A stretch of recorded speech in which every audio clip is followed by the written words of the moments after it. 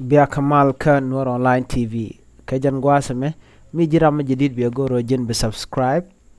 مي جرام جديد بغورو جن ببين يواني كوكين الير بان لينكا جن قواسمه الير ميتي توك چالا نene كي چا تاني ne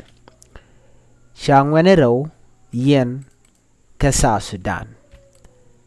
من ين كك بان جكول لينكير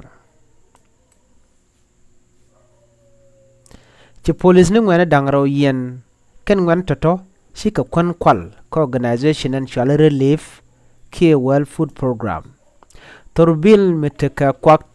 tung wantin alo to kwak wantin katin kat tedul do dien tin mila warehouse mi tiang ba ka kwak tin la kwak kwan ken ngwene toto shika bere wejbur ka sa Sudan ka mech ka shuka gwat an cha kwanto tin kana kwantin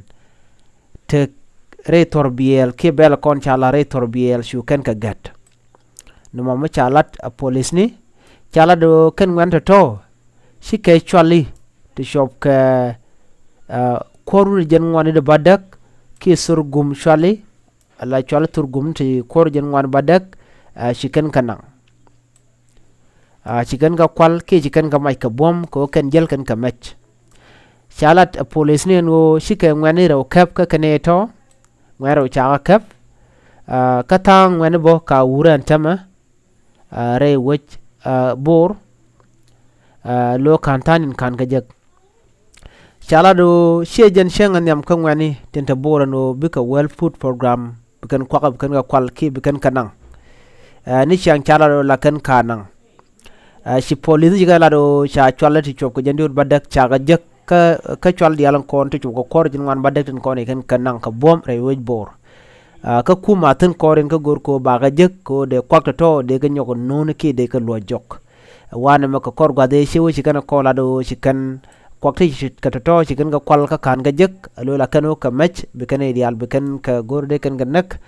yomi nar bar beken kwakta kon til la kwakta ngwana lo loka ka refugee camp beken kanang bom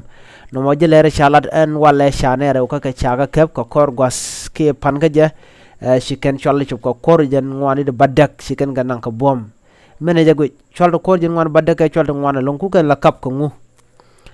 no mo agenda na chalat re wujbur kasa Sudan biata gamal mi jiram jidit ka channel gore jin bi subscribe ke gore jin bi nyak bo ne ko ken biata gamal